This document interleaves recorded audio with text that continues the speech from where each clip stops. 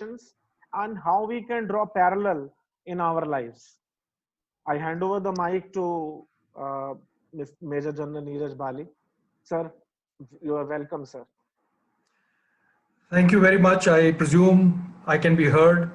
I also presume I can be probably seen as a thumbnail because very shortly I'll put up the slides and then, of course, I'll go into the background. You are very much there, sir. Thank you so much. Okay. Thank All you. right. So first of all, my profound thanks to Mr. Sudhir for this kind invitation. In fact, thanks to everyone in Resurgent India. I can see 91 of you and still counting present, which is a wonderful figure. I am also particularly thankful to my ex and very valued colleague, Sagar Gangwal, who actually initiated the whole process by giving me a call. So I'm grateful that I'm here today.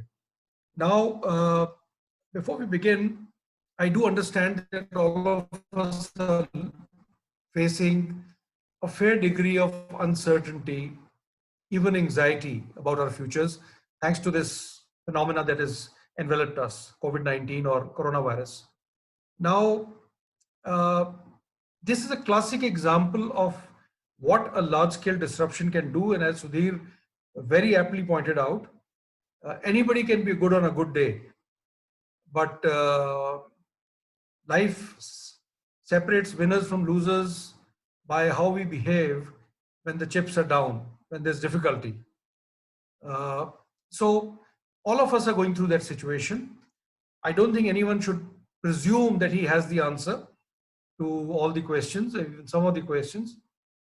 And I'll be the first one to say that even though I will offer you some hopefully useful pieces of advice, but there is no single silver bullet that can fit everybody's life and every business's life.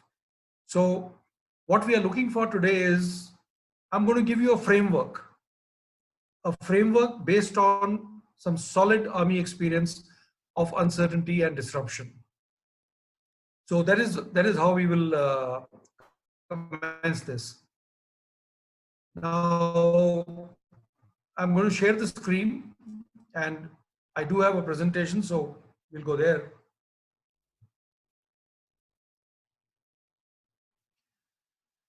All right, so I am presuming.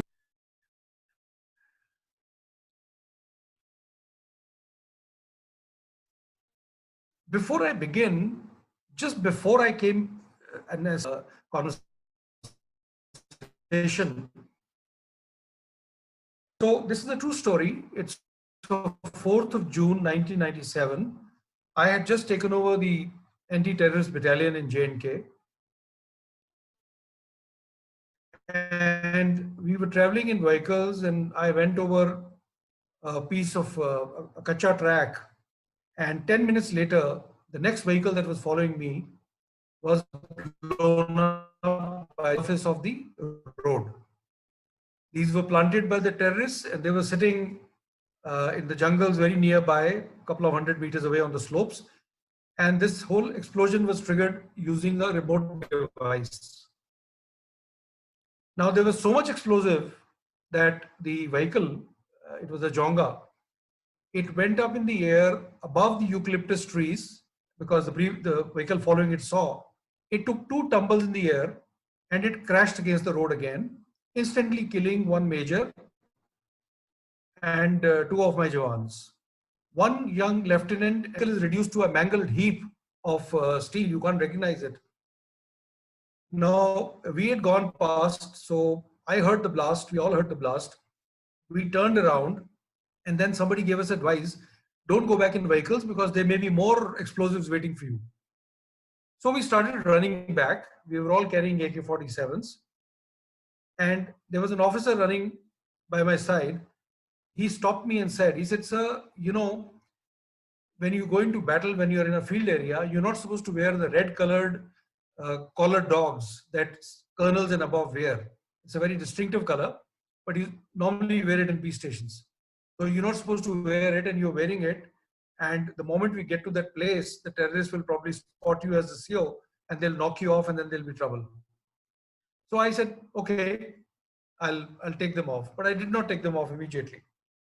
And then we kept running and we met a vehicle coming with casualties, people dead and injured. And there was still firing going on where the accident had taken place, where the incident had taken place. The militants were still trying to kill one odd person who was trapped. So as we were running to my left was a barber, a Fauji barber by the name of Rooplal. So Rooplal stopped me and said, "Can I have a word with you?" And I said, "Sure, collar dogs is a very good advice." He said, "Saab, इसको पहनने में कोई बहादुरी नहीं है, आपको कोई गोली मार देगा फिर यहाँ और तमाशा हो जाएगा, तो आपको नहीं पहनना चाहिए." So I said, I've heard him and I'm going to do it. He said, "नहीं, पर मेरी एडवाइस इतनी नहीं है. मेरी एडवाइस ये है कि अब इसको 3 महीने नहीं उतारना. It should not happen that the Jawans think that just because 3 people died, our CO and the officers have got shaken. So even if it means risking your life, please don't remove it for 3 months." I'm telling you this story. I was reminded of this, that, if your processes are good, if your culture is good, if you're solid in what you do on peace stations, let me tell you, in the moment of greatest disruption, even a barber knows what is the best thing to do for a leader. It's an amazing time of my life when I realized that how far deep down in the army, right down to a barber, everybody understands what to do in a moment of uncertainty. So, well, as a matter of mark of respect to Rooplal, I didn't take off those collar dogs for 3.5 years because I said it's worth taking a chance. But that's another story. So with this, we're going to move forward, not just about disruption caused by COVID, but believe me, as Sudhir just brought out beforehand, that this disruption is an ongoing process. You'll face more challenges in life. Therefore, what is our agenda today? I'm going to first talk very briefly about the fog of war to give you an idea why an army officer is qualified to speak on the subject. Then there is a fascinating section on what really causes disruption in our lives. And finally, of course, we'll come to the crux, and I'll compare 7 activities that the army does and try to bring out at least 7 lessons for everyone sitting here. Now, I'm sure many of you have heard the terminology, the expression fog of war. What it implies is that when the war begins, there is nothing but uncertainty. As a matter of fact, even before the war begins, there is nothing but uncertainty. Here is an example. I want you to see the slide, the pictures, starting with top left corner. This is the story of the raid that killed Osama bin Laden. The top left picture shows troops of US Army elite Navy SEALs entering a helicopter. Now, this picture is not from that operation. It's a representative picture. But it just tells you the kind of uncertainty with which army men must live on a daily basis. They are in a foreign country, in Afghanistan. They have to go to Pakistan. And the helicopter has landed in the middle of nowhere, in the valley, on the stones. There is no helipad there. And yet they have to carry out an operation and come back. The picture on the right is a true picture after the operation, because one of the helicopters which went for the raid crashed. The tail hit the boundary wall because there was a strong downwind, and 2 people got injured. Fortunately, nobody got killed. But the US Army had a plan B. Please remember the word plan B, because we will come back to that. The third picture is of the same team which went to Afghanistan. Of course, the picture has been taken later on. And the fourth picture shows you some of the world's most powerful people: Obama, Hillary Clinton, Joe Biden, sitting there with complete anxiety on their faces. So this should tell you that you and I are not the only one facing uncertainties and anxieties in our life. We are not alone. Now, this operation, it took them 8 years to plan because information was scanty. The dress rehearsals were done somewhere in the US. The troops were not told till the last day where they were actually going. Just imagine the uncertainty. You are in a desert in USA and you actually have to attack somewhere in Pakistan. These Navy SEALs were flown in the middle of the night from Bagram to Jalalabad and Jalalabad to Abbottabad for the operation. There was no clarity if Osama will actually be found, will he surrender, will he fight, or will there be bunkers built under the house? There was no clarity. The Pakistan Army Intelligence School was located 2 kilometers away from the house. No one was sure how would they react. The Air Force had radars. They had F-16 aircraft. It was completely uncertain. What will happen if they shot down the helicopters? Even the state of the wind was uncertain, which led to the crash of a helicopter. And of course, it was conducted in pitch dark night. I want you to one day switch off all lights and try walking from one room to the other. And you get a good idea what uncertainty is when you go into another enemy territory. Now, they got Osama, and I'm going to give you two more quick examples. As Sudhir told you, I commanded a battalion in J&K. It is one of the most wonderful, rewarding experiences of my life. But believe me, every time you went into a jungle at night, and every time you went into a crowded village at night, where you knew there were terrorists, Afghans, Pakistanis, Kashmiris, you couldn't see much. You surrounded the place, but then nobody could really see anything very much. When the first shot was fired, and you have to listen to an AK-47 firing next to you to realize how scary it is. When the first shot is fired, you're not sure whether it is the terrorist firing at you or you firing at the terrorists. And then on the radio set, you pick up a message which says, somebody's been shot. You don't know who it is. In all this chaos, the role of army officers and leaders is to make sense out of chaos. That is your own talk. To make sense out of this chaos. Because in a drawing room, we can all be very good. Trying to take our own bunkers back, own posts back. So when this had to be done, the government wanted us to do it very quickly. We had no clue whether there were Pakistani soldiers sitting there, only the militants sitting there, how well armed were they, how well stocked were they, what would their reaction be when we went up in the daytime. And yet you had to deal with the uncertainty. Now the point I'm making is not that the army is doing a great job and we are very brave people. That's not my goal at all. My point is to tell you that the army has to prepare for this uncertainty, just as you have to prepare for the uncertainty that lies ahead. It is not a question of reacting the correct way the day something happens, that of course. But how do you prepare today? How would you act after COVID cloud has passed? That is the whole point. All right. I'm going to talk about 4 things quickly. These are not theoretical things. Please latch on to everything that I say. I'm going to go from the bottom to the top because that's the degree of difficulty. Let's start with technology. Now, it's a strange first slide to put up when you discuss technology. How does technology disrupt your lives? Mr. Sudhir has already mentioned the fine example of Kodak. What you're looking at on your screen is, of course, a Kirana shop. And we are all aware that India has got literally millions of Kirana shops. They are a permanent feature. No amount of big bazaars of the world have been able to replace it because Kirana shops sell goods in a small range and in a small depth. And people who come there just want to pick up a couple of things quickly.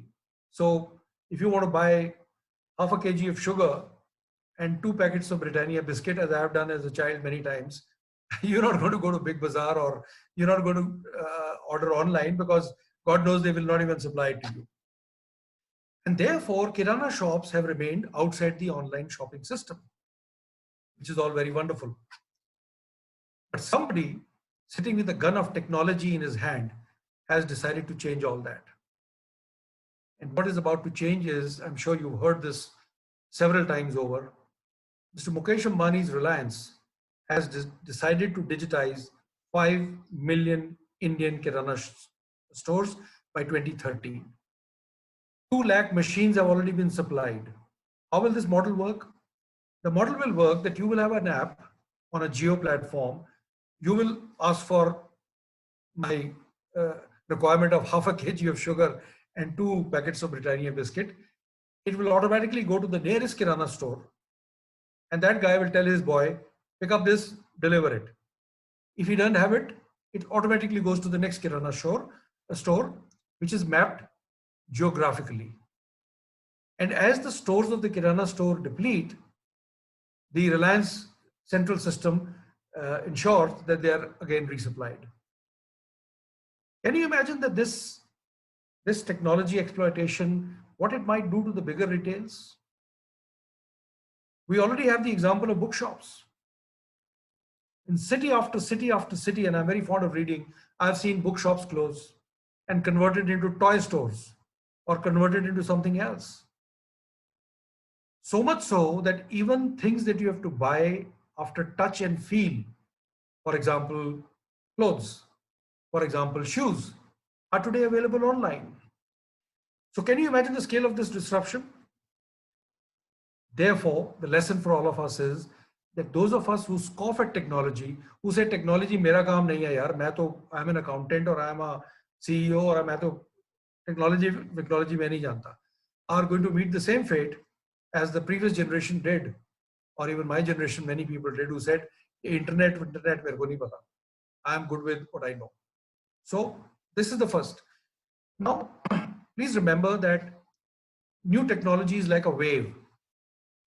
And I notice many people sit on the beach and they curse the waves. They say, "Pata nahi kahan se aa gayi ye wave." Now you see, you can moan as much as you like, but you can't roll back the wave. You better live with the wave. And therefore, I would say, just as internet was a game changer, to all of you sitting there, my solitary piece of advice out of these 2 slides is look at AI. Please closely look at AI, look at Internet of Things, because that is going to be a wave far greater. It's already here, actually. It's already here. I was in New York last year, and I went to an Amazon store which has got no employees at all. It's called Amazon Go. You scan your credit card, you enter, you go inside, you pick up a store, any item. The shelf itself acts as a weighing scale. It also sends a message that which store is getting now has to be replenished. And you just pick it up and you come out and it's charged from your credit card. So please look at these things. The second thing I'm going to talk about is accelerating change. In 1970, a guy called Alvin Toffler wrote a fantastic book. And those of you who haven't read it, I recommend read it. It's called Future Shock. The central argument of the book was not that change hurts us. Change doesn't hurt us. Change took place in my grandfather's time. It took place in my time and your time and our children's time. What we have to worry about in terms of disruption is that change is accelerating. What used to take 100 years to change began to change in 20 years and then began to change in 5 years. And sometime it began to change in 1 year. I'm going to give you some examples from our lives in India. So therefore, anybody who doesn't keep up with this change is going to go into what Alvin Toffler called the future shock, because he'll see it's a new world. All right. 40 years ago, what was our social media? And how did we entertain ourselves? I've drawn a little line here. I've started from 1900. 1927 is the year when my dad was born. He's now 92. 1958 was the year I was born. And 2020, of course, is the year we are all talking to each other. For the first 70 years of this, our sole electronic entertainment was radio in its various forms. Big radio with tubes, then smaller radio, then miniature transistors and so on, but radio. 70 years, mankind did not shift from a radio. And then came the black and white television to the lucky few at the end of 70s. And then it took just 10 years. In 1982 with Asian Games, we had a color TV. And look at what has happened since then. Look at what has happened even in the last 10 years. Technologies have come, gone, disappeared, new worlds have been created. What happened to the VCPs, VCRs, cassette recorders, spool cassette players? What happened to all of them? And how did we communicate to each other? Pretty much for the first 70 years, only social media was go to the neighbor's house and talk to him, or meet him in the street corner. That is the social media. Then some of us, after waiting for 10 years, would get a local phone. You could talk to somebody, you could dial up and talk to someone within the city. And then gradually, we started getting STD booths. Remember those yellow colored booths which were dotting the entire landscape of India? What happened to them? They came and they went. Because technology put every conceivable connection in your pocket. It disappeared again. Social media completely changed the scene. Today, theoretically, you can talk to anybody in the world. You can connect with President Obama if you want. I don't know whether he'll reply, but you can connect.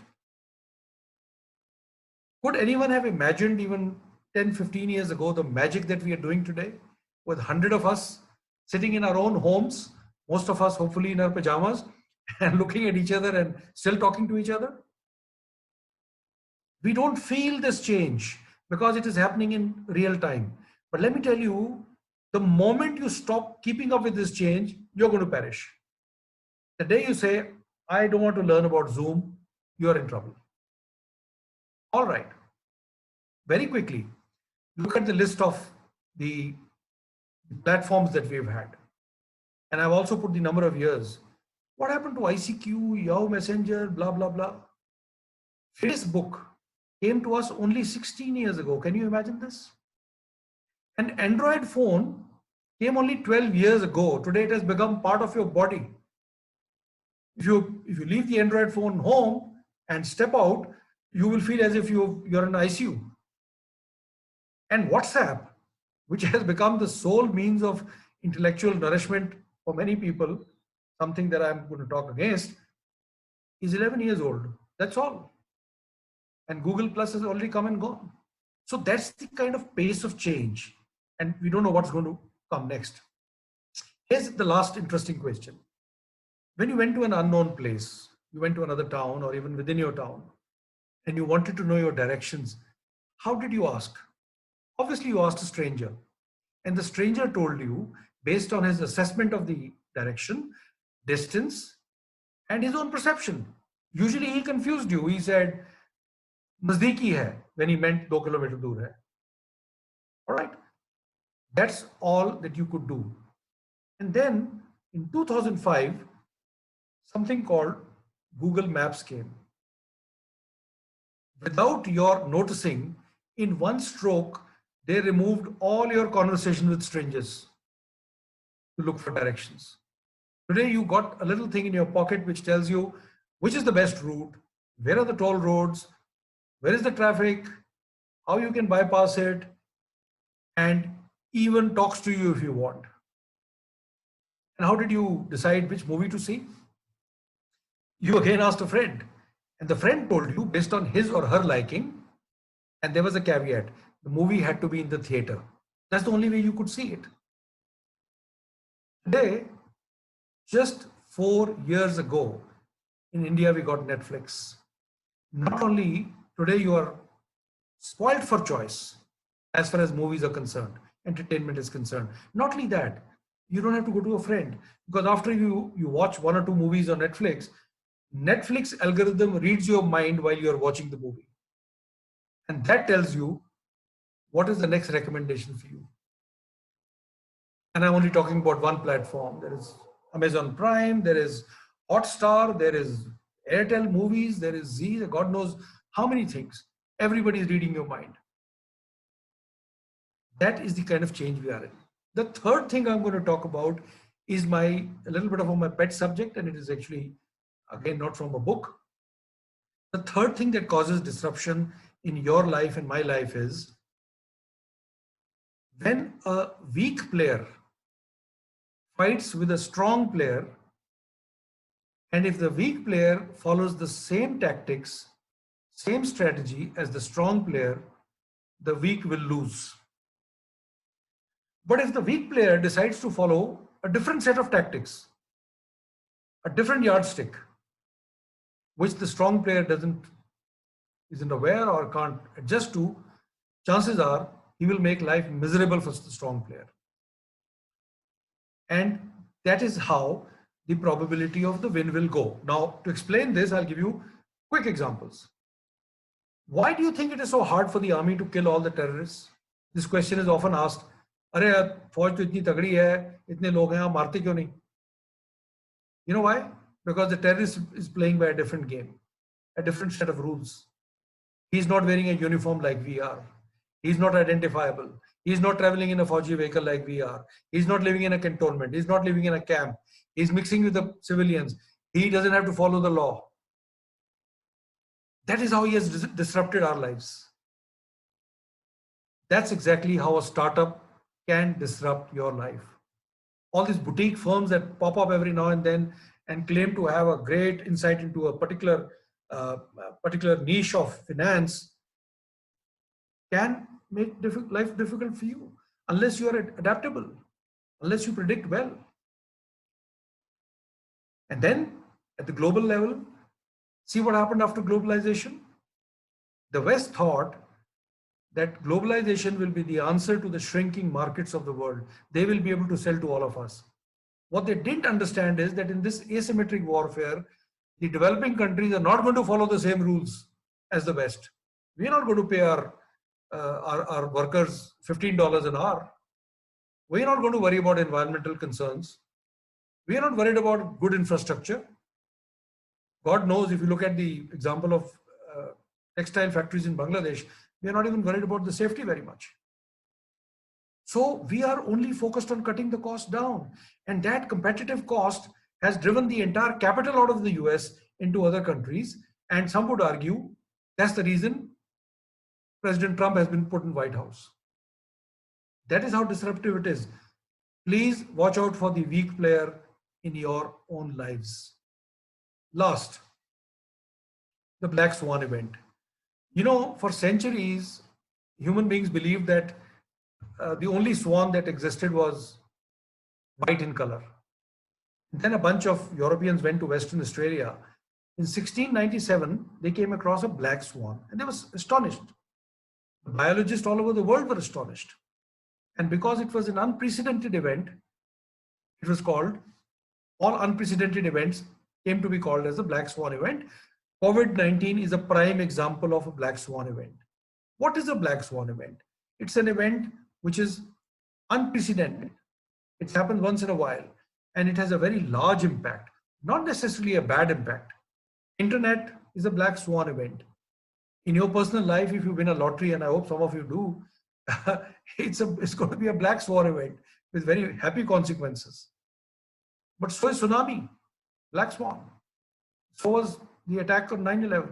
So was the subprime lending crisis in 2008, which burst the housing bubble in the US and sent shockwaves right up to India.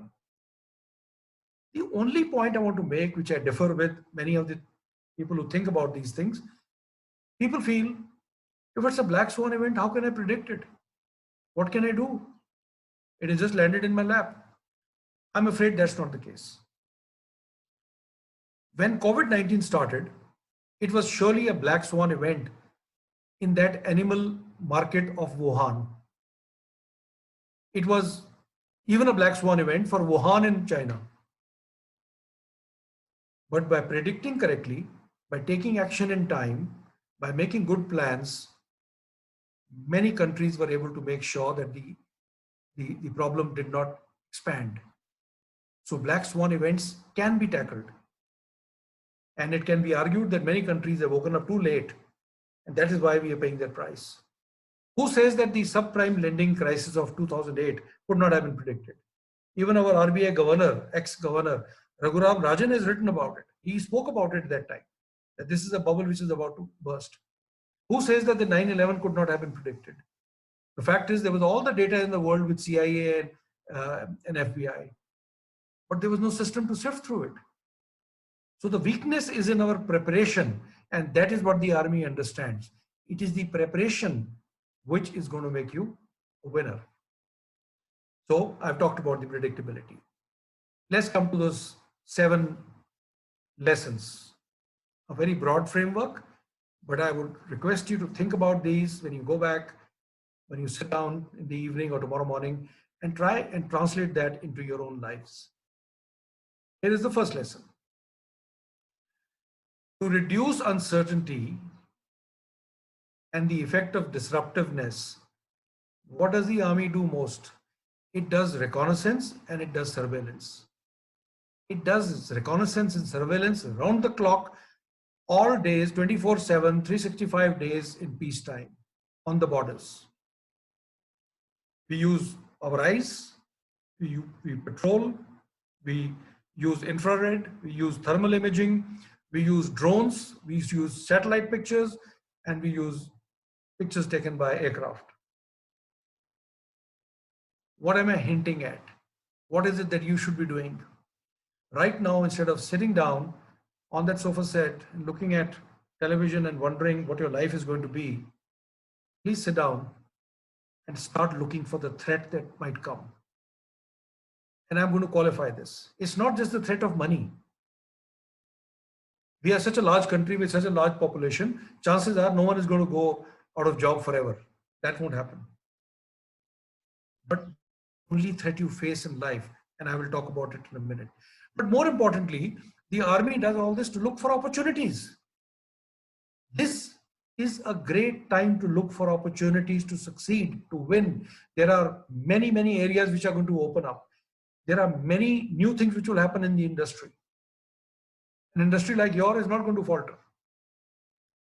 Anyone who's looking at online, including online education, may be sitting on a gold mine. There would be many more such opportunities. Maybe you wanted to be an entrepreneur all your life, and you're looking at this now as a good opportunity to start making lessons and uploading them on Udemy if you have a skill. Look at the opportunity we are exploiting. If COVID hadn't come, you would probably be attending a seminar like that once in 2 months. But because your company has decided that this is also an opportunity, you are getting dose of wisdom almost every day. But most important, when you do this, please check your sources. The army cannot use the maps of Rajasthan and navigate in the jungles of Arunachal Pradesh, which is precisely what most of us are doing today. We are only milking WhatsApp for knowledge, WhatsApp for understanding. I recommend stop. There is so much of drama and so much of trash that floats up and down. Check your sources. Who is it that you should be believing at this point of time? Should you be believing Bill Gates of the world, Raghuram Rajans of this world, or should you be believing some strange guy who writes something fancy on the WhatsApp? So therefore, after we finish with this webinar, please review consciously the sources of your information. Should you be listening to BBC? Should you be listening to Al Jazeera? Should you be reading some good papers online, Hindu, Indian Express? Or should you be going to Republic TV because, you know, it sounds very dramatic? No, I'm not against Republic TV or anything. I'm just giving you my personal opinion. If you don't get the maps right, you're going to navigate poorly after COVID is over. Have you seen how many opinions are floating around? This is going to get over on the 3rd. This will get over in September. It will never get over. We'll be extinct, blah, blah. But there is some solid information being also put out there, whether by WHO, by our own government, by reliable sources. Look at that. And please look for opportunities based on that information. Secondly, great time to look at your enemy. Who's your enemy? Your enemy is some of the bad habits which you might have accumulated over the years. You know, when disruption happens, you want 100% of you to be present. Not the unhealthy you, the impoverished you, or somebody whose relationships are rocking, and somebody who never uses his time well. Look at those four things: health, money, relationship, time.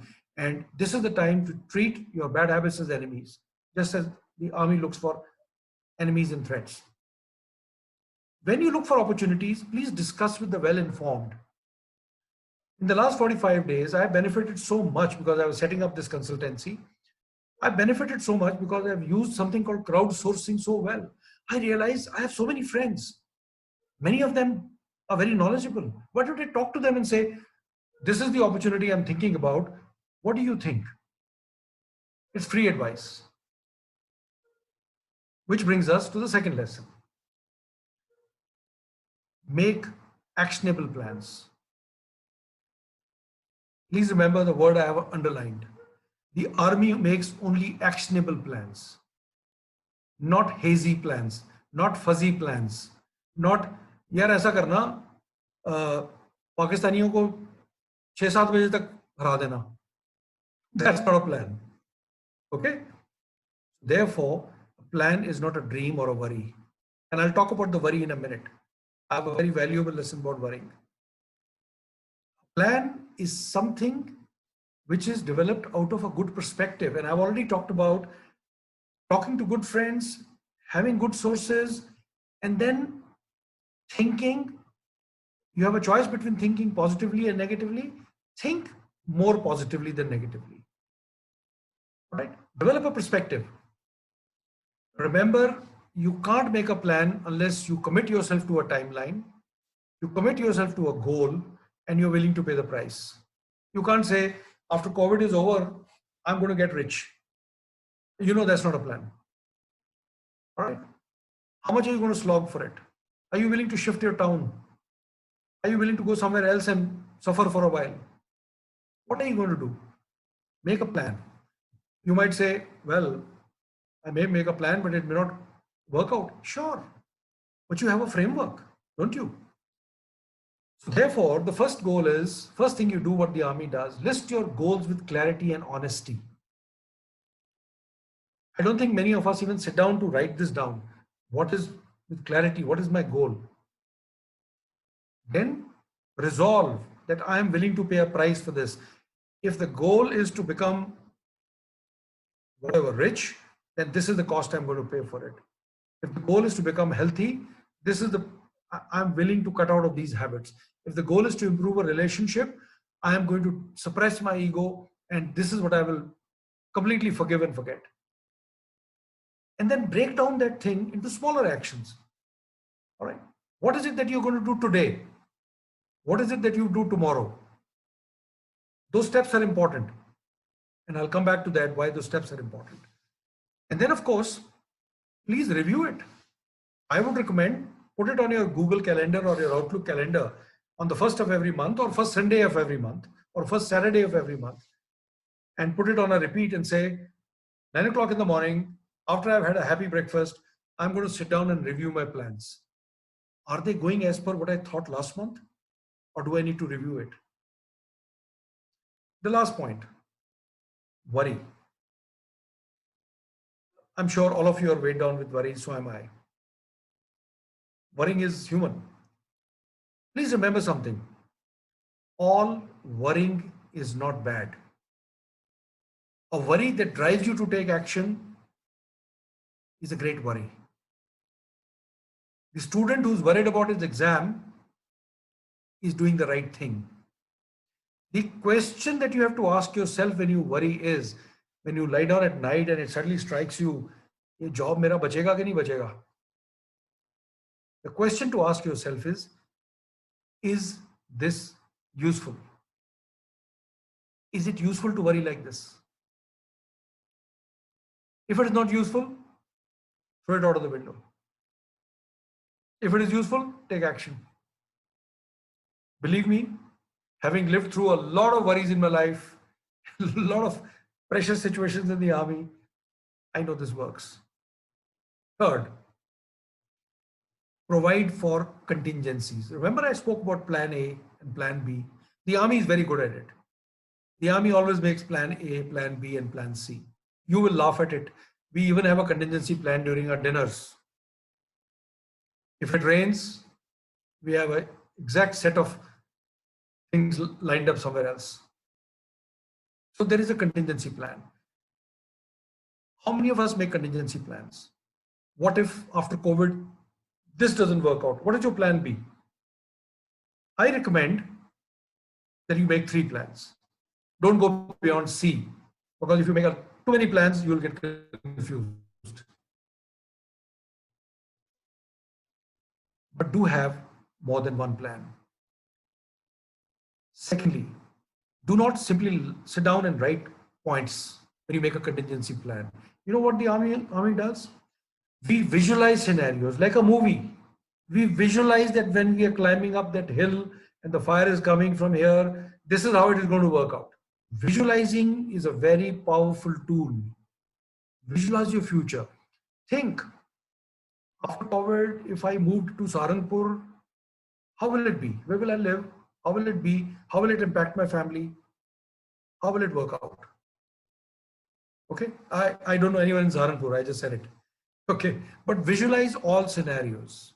And believe me, the more you visualize, the more you will internalize it. The more it becomes easier to take steps. Thirdly, don't make plans for the heck of it. In the army, if you make 3 plans, all 3 have to be equally sound. All have to be equally good. Otherwise, they're not contingencies. They're just paper exercises. 4, motivation. Now, of course, you have to keep yourself motivated. That goes without saying. But what I'm talking about here is keeping others around you motivated. As the head of a family, even a small family, even a 2-member family, remember you are also a leader. The job of keeping the family motivated is yours. If you're a manager, then certainly the job of keeping your team motivated is yours. How are you going to do this in these difficult times? I'm not going to talk about work from home and working from remote and how do you keep motivated. I'm talking about motivation in all circumstances. Here's my first and the most valuable advice I can give you on motivation. You know, when we deal with people, whether we deal with our family members or we deal with our teams or anybody, one of the main problems we face is how do we deal with their mistakes? Anyone can applaud a good job. Okay. The problem is how do you deal with a mistake? Should you just to keep the morale up? Should you stay silent? Should you bullshit the man? Should you throw him out? What should you do? So here is my silver bullet answer. There are 3 types of mistakes.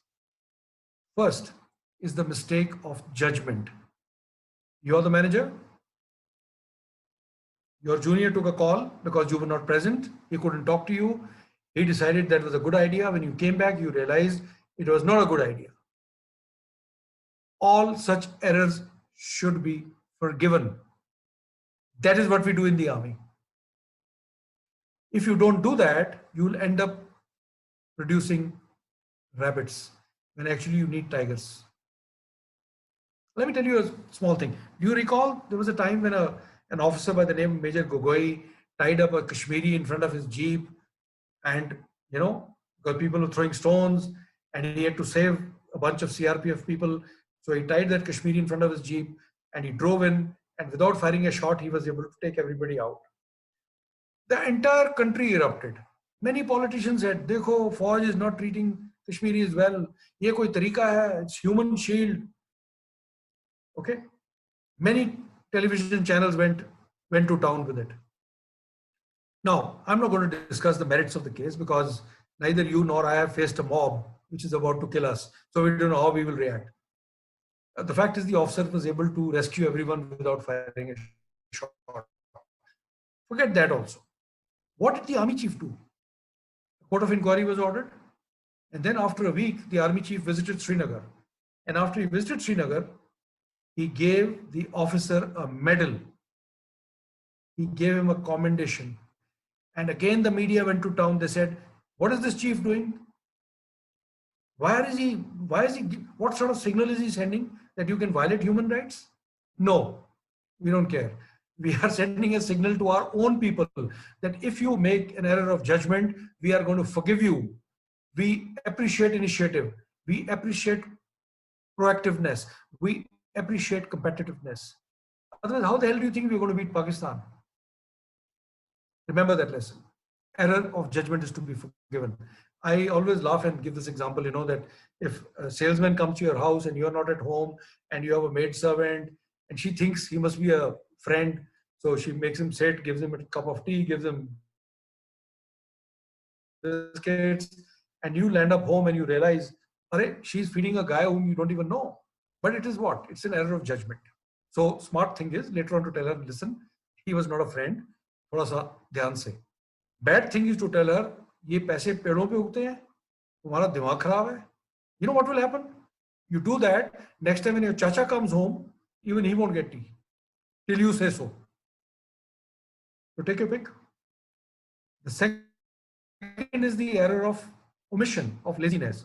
That's maximum errors. Such people have to be dealt with. You have to warn them, issue them a memo. If they still don't improve, you have to chuck them out. But there is a third error of intention. I intentionally do something wrong. Never spare such people. That is how you build your organization, and that's how you build your team.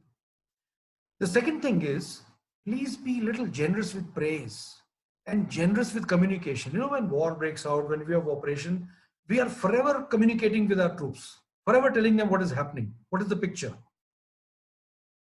And empathize with the people you are with. They also have problems. Appreciation is such a small and such a powerful tool.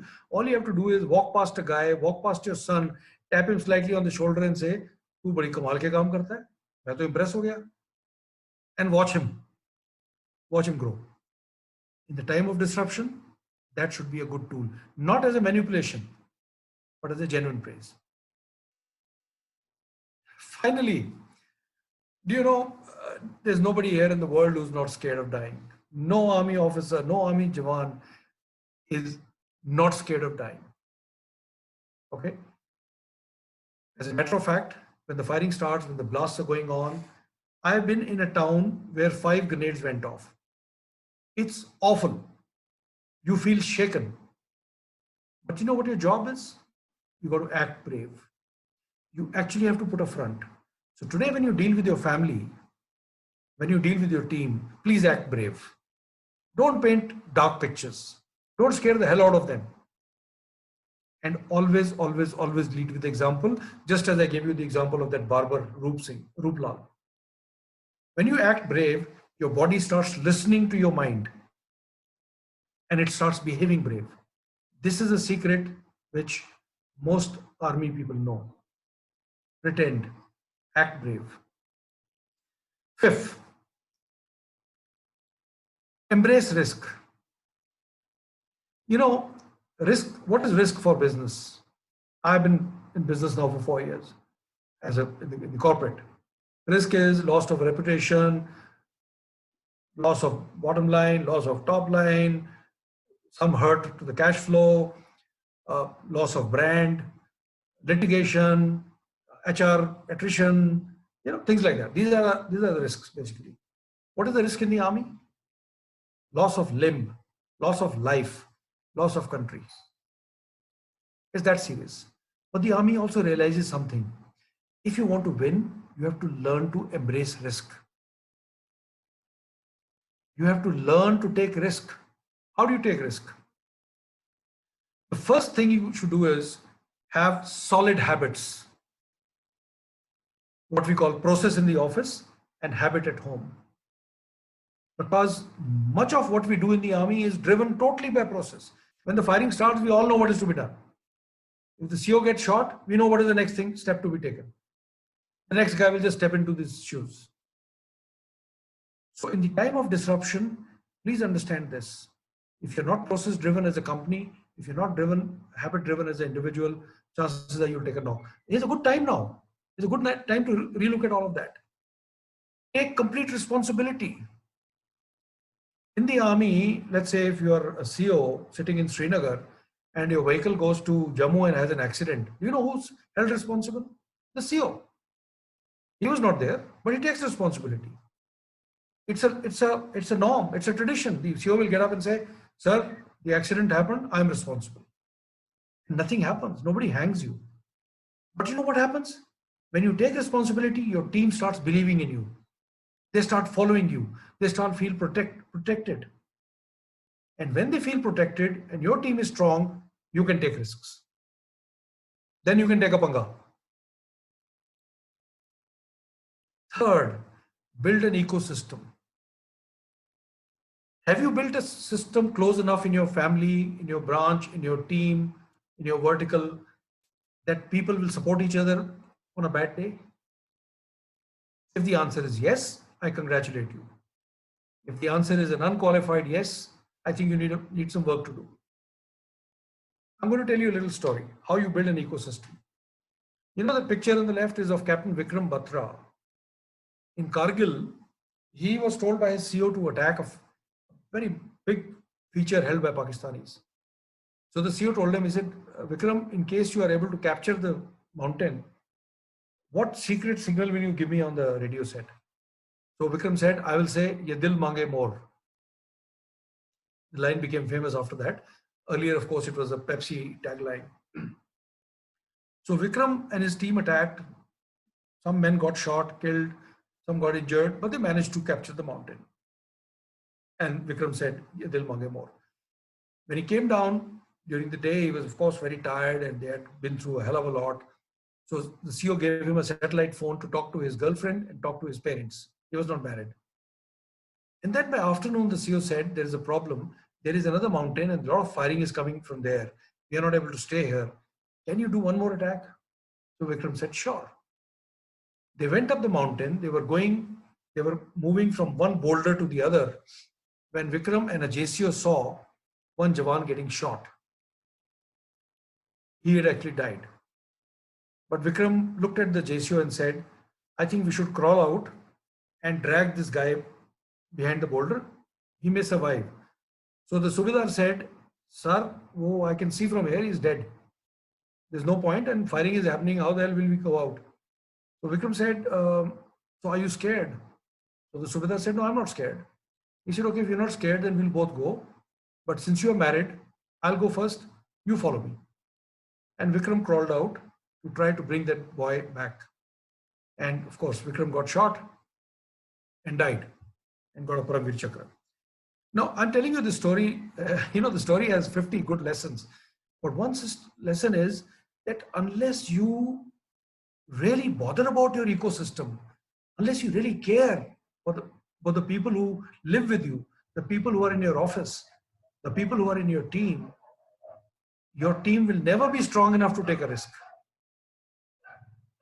And today is a good time for Resurgent India to sort of bond with each other because you're about to face the effects of disruption. So it's a great time to work like a good ecosystem. So to embrace risk, look at which are the problems in your life which have created difficulties earlier.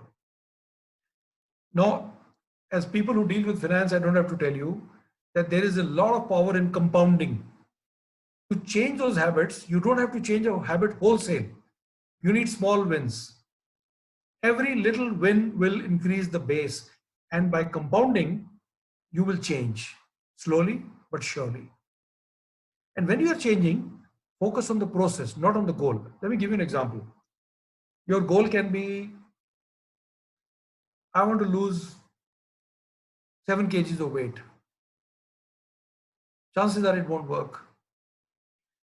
But if your focus is, I always want to be a healthy guy, I always want to eat healthy.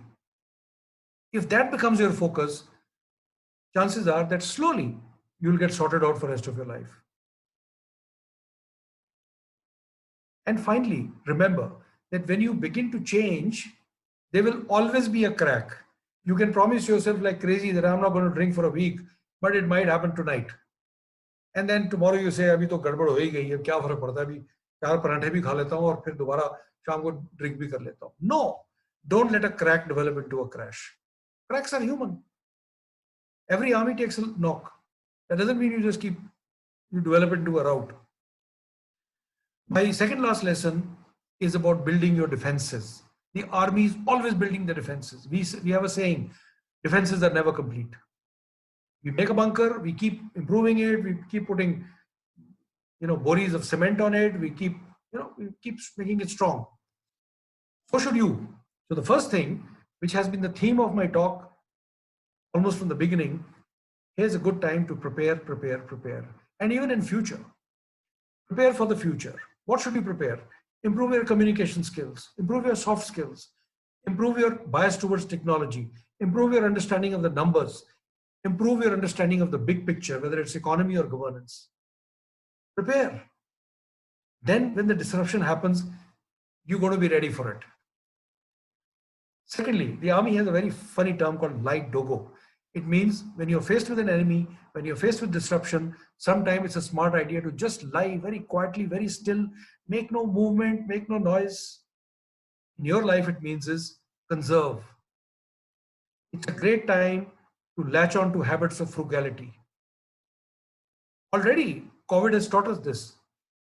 Many of my compatriots are discovering that actually we could live with very little money because we are only buying what is really necessary now. Don't let go of this habit. Conserve. Lie dogo. The third is a very important lesson, which I think only the army does. You must have reserves. When you have reserves, you are a strong person. Like having a little money in the bank. You have reserve. You feel good. You feel strong, isn't it?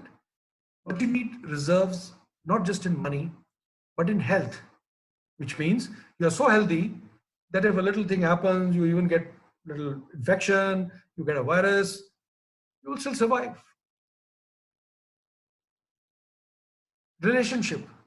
If your relationships are solid, then it will weather the storms together. And if you have reserves of time, as you've discovered in the office, if you're given a job which you have to do by 5 o'clock tomorrow and you finish it at 12 o'clock, 5 hours before, you have reserve, you can really produce quality work and there's no flap. But how does the army do it? I want you to see this map. On top is the enemy. Each enemy unit is attacked by 3 times the strength. Remember that, 3:1. So Alpha, Bravo and Charlie companies are to attack the enemy. But look how they are disposed. Alpha and Bravo will attack, Charlie will be in reserve. And what happens if Alpha company attacks and gets a lot of losses, a lot of people die? You know what the commander will do? It will pull Alpha back as reserve and push Charlie into the battlefield. Something like this. The lesson for you is, it's not enough that you have some money in the bank today. You have to perpetually think of you have to keep recreating your health, recreating your relationships. You must always have reserves. And that is an important lesson, which brings us to the last point. I'm going to just share 3 things which all soldiers, I think, know. At least the ones who have fought battles, they all know. They may inspire you. The first lesson we know is that your fears are the biggest liars. All the worrying you're doing right now is never going to come true. Look back at your life. Which worry came true? How many times have you had sleepless nights? You worried about your business, worried about your work, worried about your family, worried about money. What happened in the end? Your fears are the biggest liars. Your fears don't come true. Something else might happen, like COVID happened, nobody knew, but your fears, so please perish those fears today. Second, when you sit down to make your list of threats and opportunities, when you make your actionable plan, when you make your contingency plan, please mentally accept the worst and then improve on it. Human mind is a very powerful tool. Once you mentally accept that, okay, this can happen to me, the worst can happen, then all you have to do is improve on it. I don't want to make it very personal, but I want to tell you something which probably Sagar knows.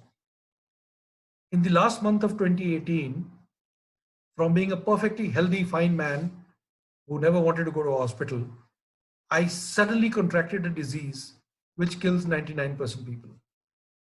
It's called septicemia. For the first 4 days, we couldn't diagnose it. By the time I reached the hospital, it was almost too late. It was probably a matter of touch and go, couple of hours. And my family was told for the first 10 days that it's touch and go. I was in the ICU for 28 days. I went through ventilator. I went through dialysis. They had to cut open my chest to remove an infected fluid from my heart, top of the heart. I had more pipes coming out of my body than I've seen anywhere else in the life. And then I was told, once you come out of the hospital after 50 days, you'll probably not be able to walk properly for at least 6 months. Here I am. You accept the worst and you improve on it. And your fears are the biggest liars. I walked in 1 month. Maybe my parents were good enough to give me those reserves that I talked about. I rejoined work in 3 months. I participated it and completed in Sagar's previous company, a tiny little mini half marathon. I completed my life coaching and leadership certifications. And here I am raising a company. So life is not over till life is over. Please remember, you only die once. There's very little point dying every day. And when you're dead anyway. So therefore, look at the picture on the left. If life serves you a broken egg, you know what to do. Make an omelette. Make an omelette and improve. Well, this was the large framework I wanted to share with you. As I said, it's just a framework. You will need to translate that into your own personal lives. And I hope some of you will find some of this useful, some of this inspiring. And if that happens, I would have met my goal. Finally, look at the good that the disruption has done. Haven't we all picked up some good habits? We are actually talking to our families now. We are not coming home dead tired, slumping into the sofa set and thinking life is over. We are spending far less money. Let's celebrate that. And let's latch on to some of those habits once the cloud of COVID has passed. I thank you very much. If there are any questions, I'll be more than happy to take them. And I'm going to stop sharing the screen now. Really inspiring, and I'm kind of short of words and really speechless. We all civilians, had the greatest of respects to institution of army. That is for sure, even more than the Supreme Courts or the justice system, we always. So I'm getting slightly emotional, please. What I could never imagine, there was always a wall between civilians and, armed forces people. We always thought, both are living in different worlds, They are angels to us, there is no doubt about it, right? But we always thought they are living in a different world. But what I could make out today, there are so many things, which the armed forces are doing, and that is why they have earned so much of respect.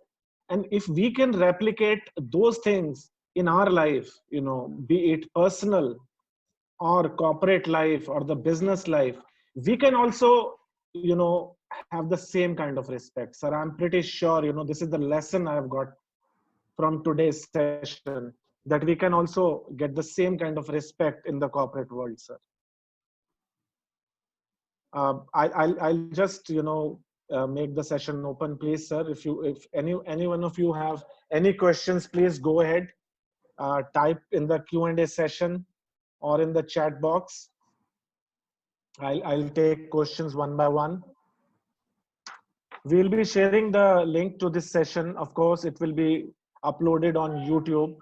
So I know, it's such an interesting session. Even I would like to go again to watch it, though I have noted certain points, but again, it's worth going through again and again. the kind of lessons you have taught us today really make sense in our daily lives, in our personal lives, in our corporate life, for sure, sir. That is for sure. Just one question I had, sir. Since we are not getting enough questions, I'll ask you one question. Sure. You talked about plan B and plan C, so couple of plans or three plans, maybe four. Sir, in corporate world also, sir, there is a cost involved in making different plans, and there is always a probability of, a particular plan, right? I mean, the number of plans that we make, what it is to do with the probability of plan A success, or the cost involved in plan B, or for that matter, plan C, sir. Sure. So this is a great question. See, uh, a plan till the time the plan is put into action. But this disruption has taught us that these plans, even though are going to cost us, are necessary for times like this. I'll give you an example. Look at the disruption of supply chain of all the big players. Everybody's now thinking that, as everybody understands, that in supply chain, one of the greatest mistakes you can commit is by having a single source. So you must have multiple sources. That's different plans. Look at it at the national level. I was reading an article only yesterday, I think it was in Forbes, and somebody said our only plan was to source things from China. Now, if they had to make a plan to source from India also and from some other country also, obviously these things have a cost. Secondly, the days of insisting on a lean inventory may be over.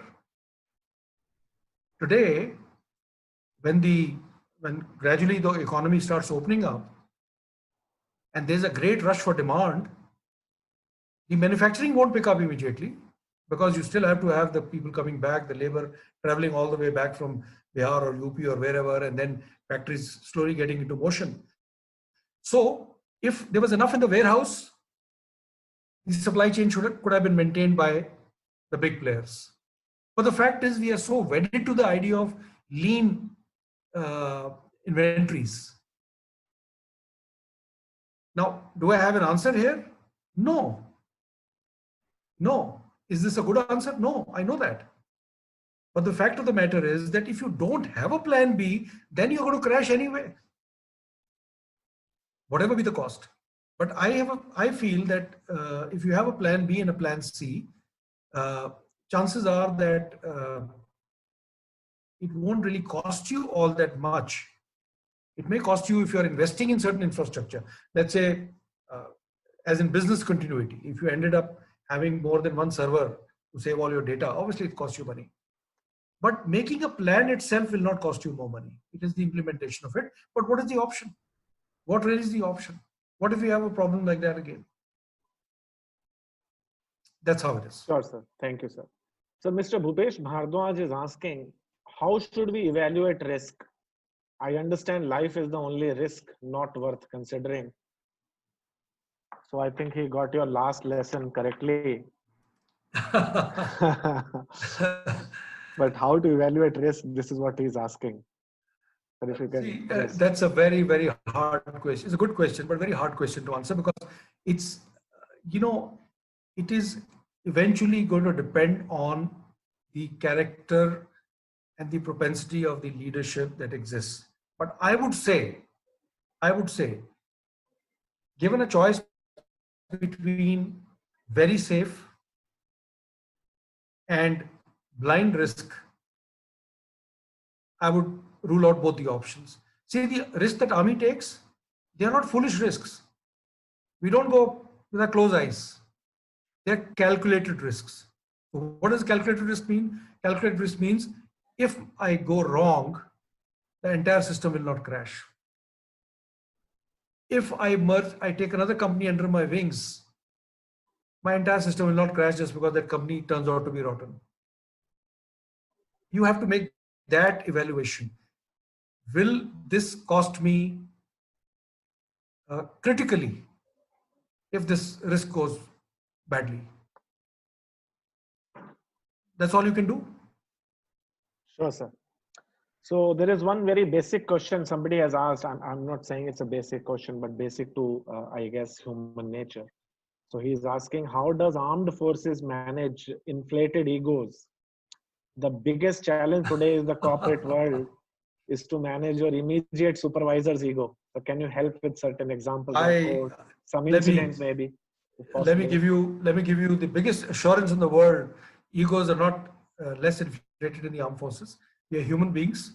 Yes. Egos. Sure, sir. But what probably tempers down that ego a little bit is because in the army, especially in the infantry, which I served in, you are supposed to be with your troops, behave like them, fight like them. That itself brings you down. That itself tells you that you are not, that you need to be respected for who you are, not your rank.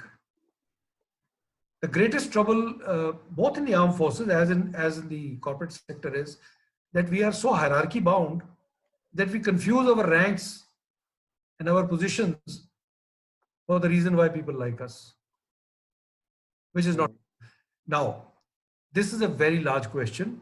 Whoever has asked this question, I recommend to you to read a book called A New Earth. I will repeat that, A New Earth by Eckhart Tolle. It is probably the best reading you can do in understanding your own ego and realizing how to deal with people who have egos.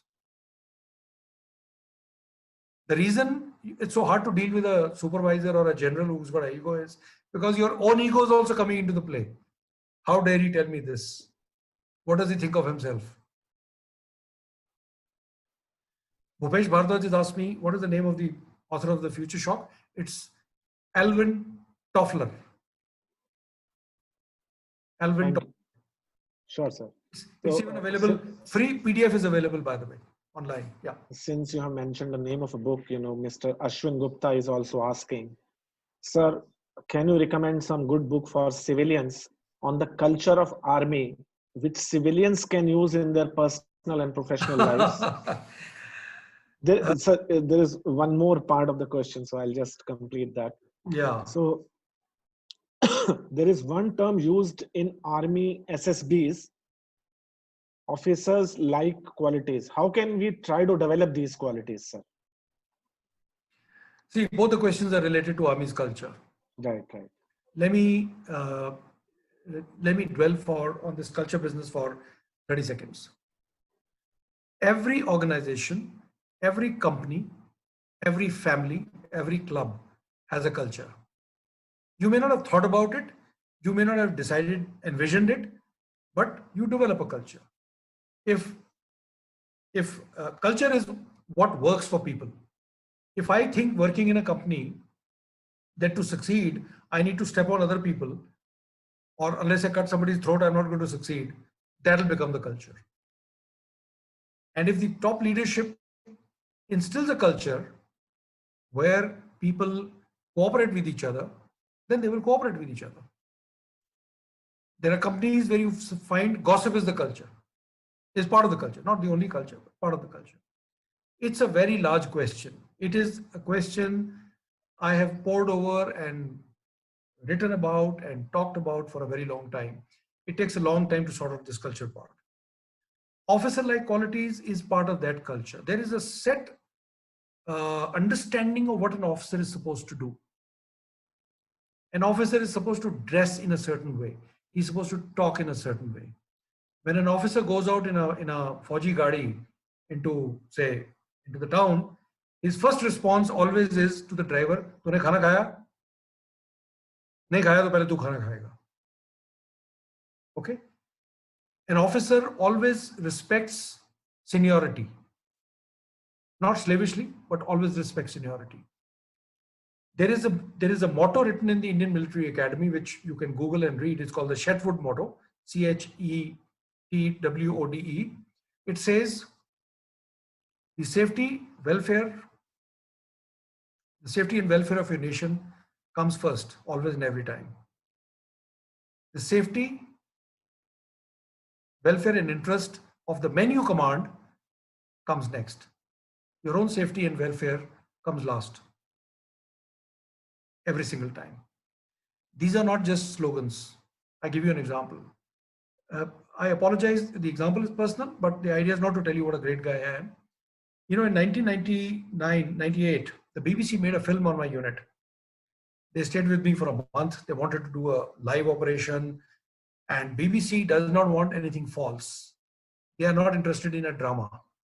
So they said, "Jab operation hoga, then we will film it." And a month passed, and nothing happened. Then one day we got information that there are terrorists in a village. So we all got ready to go. Now these BBC guys who were British were very, very well trained. They had worked in Afghanistan, they'd worked in Croatia, they were heavily insured, they had bulletproof jackets, they had helmets, the works. Just when we were about to leave for the operation, the producer of the film, Phil Reese, came to me and said, "Colonel, why aren't you wearing a bulletproof jacket?" So I casually told him, "I don't wear one." So he said, "But why don't you wear one? You're going into a firefight." So I said, "I have a personal reason and I don't like to discuss it." So he said, "Look, I'm not recording you. You can give me a reason." This is back in 1998. That was the time when all army jawans did not have bulletproof jackets. Many had, 40, 50% had, everybody didn't have. So I said, "Look, all troops do not have bulletproof jackets. Until all troops have bulletproof jackets, no officer of the Indian Army who goes into operation is going to wear one. We are not going to protect ourselves more than the troops we command, because that is the officer-like quality I've learned." And I'm not talking about myself. I said, "Look around, look at all the officers. Nobody's wearing one. They won't." Okay. So this is a very large subject, officer-like qualities. Okay. Now, nobody has to copy the army. Let me tell you, replicating the army is not a great idea. But some of these great things you can learn and definitely imbibe. Now, I don't want to do self-promotion. I've been contracted by Juggernaut to write a book on Army's organizational culture. It's purely story-based. And by the time it gets out in about 6 to 8 months' time, if you want, I promise to come back and give you another talk based on that book. That will be my contribution. We'll be delighted to have you. We'll be delighted to have you, sir. Yeah. So I'll just take a couple of more questions. One is a very personal question somebody has asked, kind of personal. How do you make your own plans, when they disrupt other family members' plan or create conflict? That's on a family front, somebody is asking. Okay, so maybe I'm definitely not an expert on all subjects, but let me tell you, see, this is where teamwork comes in. This is where that ecosystem comes in. One of the lessons I learned when I was sick in the hospital is we don't pay enough attention to the real things of life. They only strike us when we think we're going to die. Paying attention to family is one of them. I wouldn't have survived if my family, my wife and my children hadn't backed me up. So this is the time. The reason there will be a conflict is because everybody is not on the same page. Or maybe you're not on the same page as the rest of the family. So I think there is no simple answer to this other than developing enough trust where people know that what you are deciding is actually good for everybody. Somebody asked me the name of the heading I mentioned. I think it is Saravanan. It is Chetwode, Chetwode.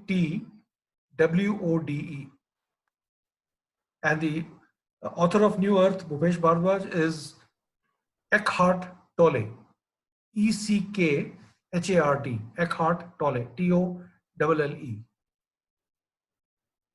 Right, sir. So we have one more question, and it says, COVID-19 made us habitual of work from home and enjoyed number of benefits with respect to relationship, health, spending less money. And after say 40, 50 days, we are going to join the office back. So all good things might end. So they are calling these times as good times. Okay. So how to ensure that good things stay with us? Whoever asked this question, it is entirely up to you. You shouldn't let go. I think about it every day.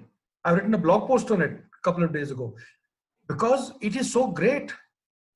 This ability to be yourself and yet be productive, to not spend enough money or unnecessary money. You know, what does it tell you us about human beings? That just because we are buying only essentials, the economy is going to crash. Because we are buying a lot of stuff that really is not required. Right, sir. So I think each person should pour over it and latch on to some good habits which you've developed now. That will be the greatest thing COVID could have given you. बिल्कुल सही बात है sir. वैसे भी I mean it's like habits, once we are able to make habit, we should continue with that as far as possible. And if we know it's a good habit, then there is all the more reasons to continue with that.